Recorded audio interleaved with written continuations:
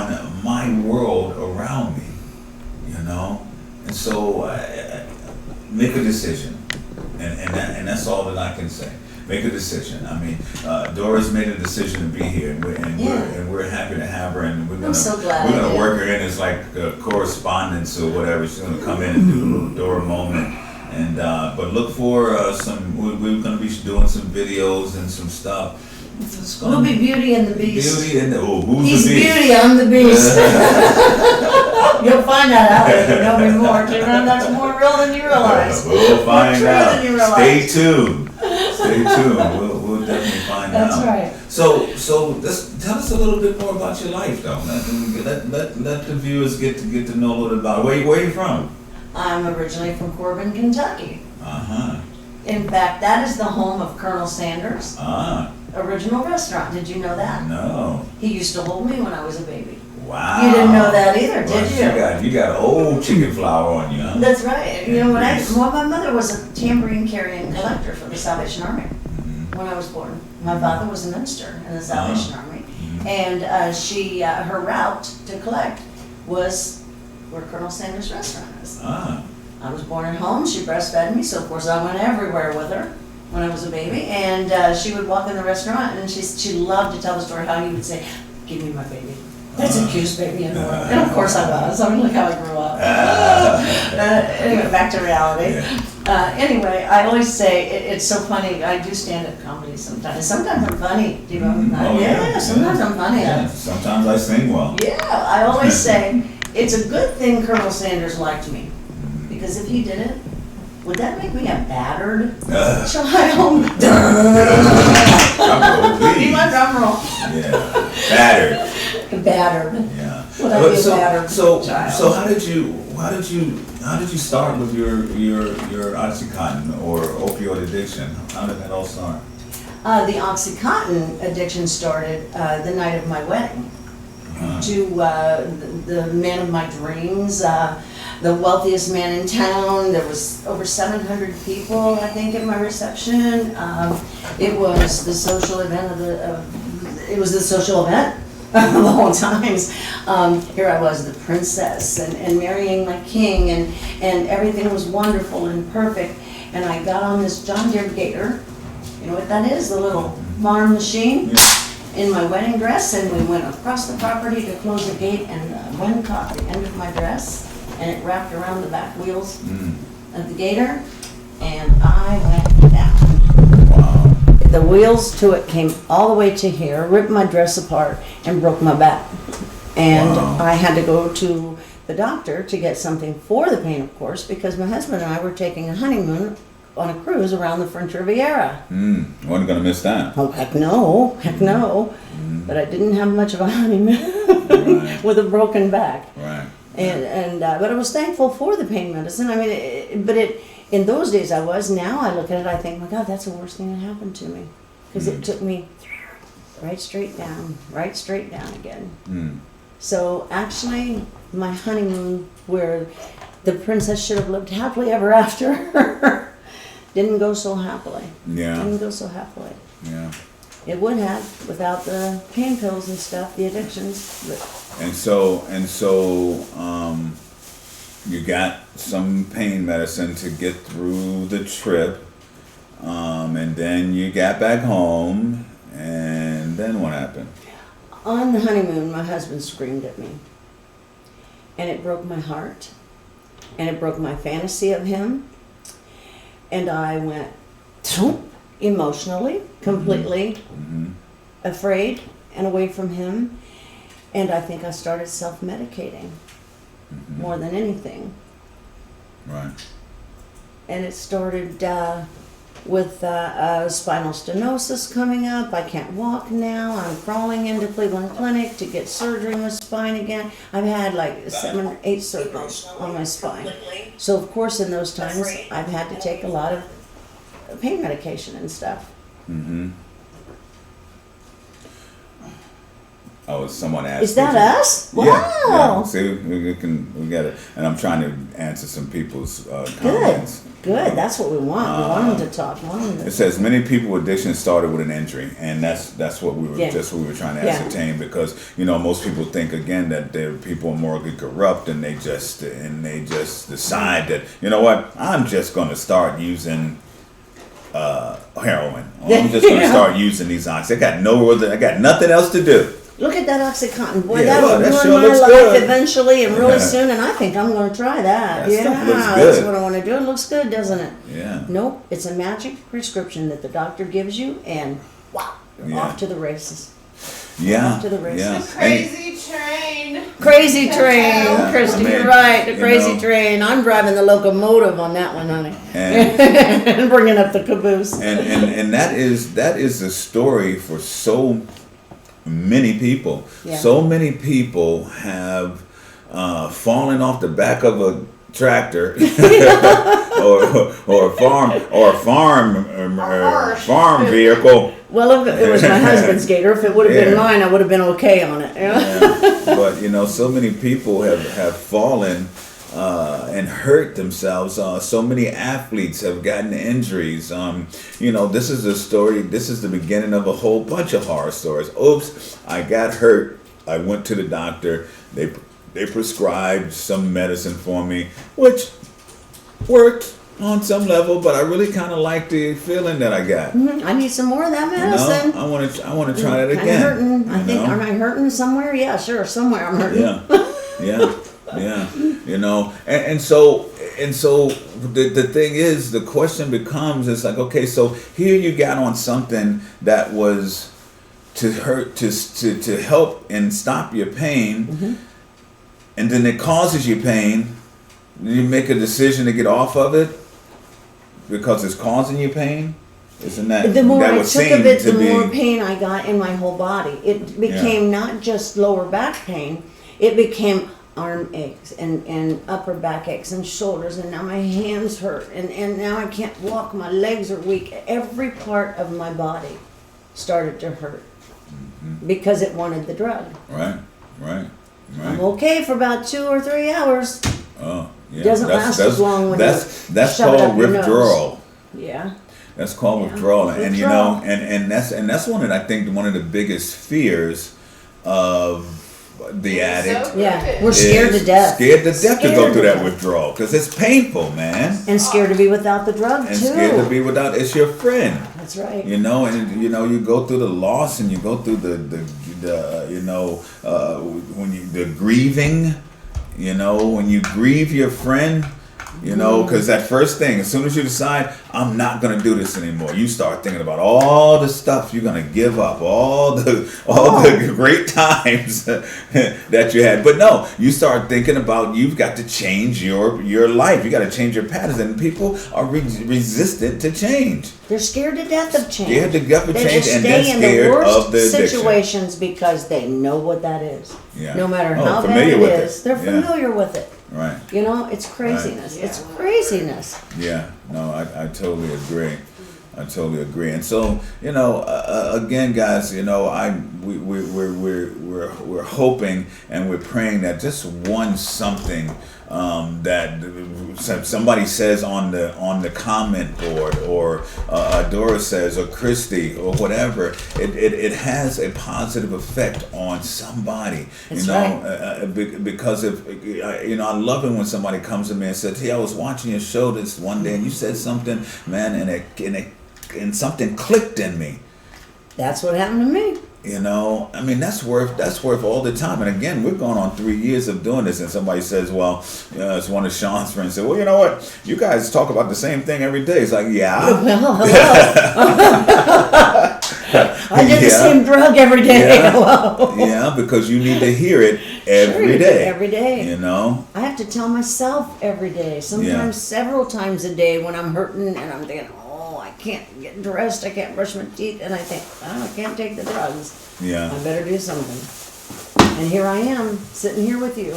Hey, and Because hopefully- I'm not taking them Today, Hello. hello, I look healthy. Yes. I look wonderful. And I the feel looks are wonderful. the looks are great, but what I know and what I detect and what I want for everybody here is to have the feeling inside, Feel good. the feel good. Be proud of yourself. You know, Sean said it the other day best. Sean said people take their feeling good for granted. That's right.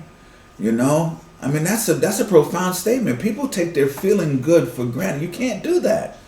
You know, so I mean, when you're feeling good, recognize it and appreciate it, and then want some more of it. Get hungry get for the it. desire for some more That's of right. that. Don't fall back into that trap. You know, don't do the same thing expecting different results. That is the That is definition of insanity. insanity. You know, so you know it's about change, and it's about little changes. It's about taking that first step. It's about like Judy I think said on here. You know, it's about going to that staircase, not being able to see the top, but taking that first step anyway. Yeah, trusting it's there. Trusting that it's there. Trusting that if you take that first step, then you can take another step. Then you can take another step, and then before you've known it, you've walked a whole football field or something. You know what I mean? You've gone right. somewhere, and then when you get to where you are, you can see further. Yeah.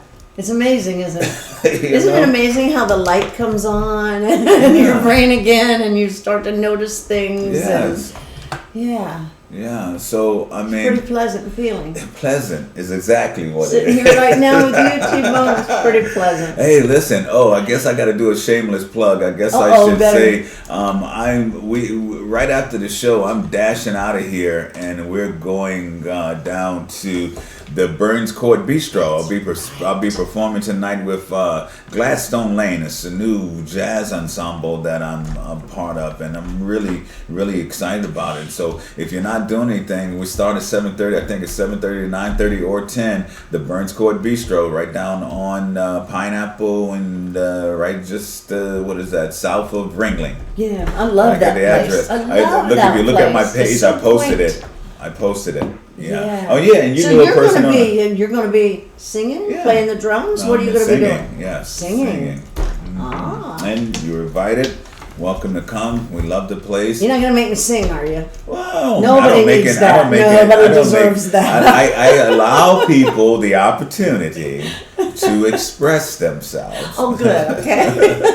You know, and you know, and if you have the desire, come on up.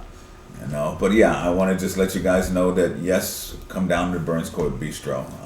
You know, I'm having these Steve Harvey moments now. It's what I always ask for. Now I'm starting to have them. It's like, because I always ask this dude, how can you get all this stuff done in one day? You That's know? a Steve Harvey moment? Yeah. I didn't know what that was. Yeah, because you see him when he's on the Family Feud, and he's doing this thing over here, Oh, and he's that's got right. his Steve TV Harvey, show, that guy. and then he's I got love this him. other thing, and it's like how does this guy get all of this done? Yeah. He is You know? amazing, isn't he? And so and that's how you do it. You have a passion for something, and you go and get it done. I mean, I've done 5 things a day. This is the 6th one, and then we're going down to do this show, and so and that's that life that we're talking about. Fun. I didn't have the time or the desire to do that in a previous life because I was so busy chasing that feeling or whatever it was. You know, the first one is gives you that feeling, and the rest is useless. You know that, Yeah. and you know we're always chasing that dragon, chasing that first buzz, and it never ever really happens again. You Never know, like ever. the first time. Never like Not the first ever. time. No, never. You never, know, Never. and that's just the way it is, and and so now I got time, and I use my time. I exercise every day. I do something positive for myself and for somebody else every day, Yeah. or several people, whatever. You know what I mean? That's just how life should be. You should be living life, having enjoying the fruits of your labor, so to speak. Loving on You your know, friends and loving your on your family friends and and loving on family. people. You know, loving on them. Yeah. Mhm. Loving on them. That 4-letter word. L-O-V-E. Love, boy. That's a I tell you pleasant what. word, isn't it? Yeah, it's a That's a pleasant pleasant word. That's a pleasant word. I love that word. That is a pleasant word. And this is what we want this year, 2020. We want everybody to be in this game with their eyes wide open, not wide shut, but wide open. We spent so much time sitting around just with our eyes closed and not wanting to open and see what the reality of the situation was. And we found ourselves procrastinating and being stagnant and conforming to whatever the thing is at the time. And instead of and missing that great opportunity to feel that thing, that pleasantness that comes along with being your authentic self, doing those things that give you joy, that give you pleasure. You know what I mean? Because you've got your mind and you got time to do it now. You're not chasing some ridiculous dragon. Yeah, that's a nice way to describe it. Yeah, not chasing. It's like a fire-breathing dragon right here. Yeah, it's taking hold. Yeah. You know, and so I'm encouraged about things that have happened. I'm encouraged about Dora being here. I'm excited. Certainly about her being able and wanting to share with you guys. You know, because that's what it's all about, and I'm hoping we need some more faces. Okay, yes, we do. We need some more faces to come on and show what this face of addiction is. I need some more people to come on, and we're doing some filming, and then we're gonna put together a little piece about the face of addiction. And let's go out and get some people. Let's go get some let's people, go get them. and let's show. I'm ready. You know, let's show the doctor. Let's show the teacher. Let's show that person that you would never think is an addict, you know, and let's show them, and let's show that they're human beings before they're addicts. That's right. You know, for most people, once somebody's found out they're addict, that's all they are. They're just throw you away. That's it. You're no good. You're an addict. You're no good. You're always going to be an addict. Yeah. And probably will be. Yeah. But that doesn't but make me less of a human being. Yeah. Exactly. And that's right. You know, T-Bone, I'm very respected and very loved in my community. I'm very proud of that. Mm-hmm. I have some of the most amazing people that love me. And I'm more proud of myself right now than I think I've ever been. And I think they're going to be proud too. Yeah, I think, and you're just getting started. People that love you, they don't judge you. They're just happy that you're happy. Exactly. You know? Exactly.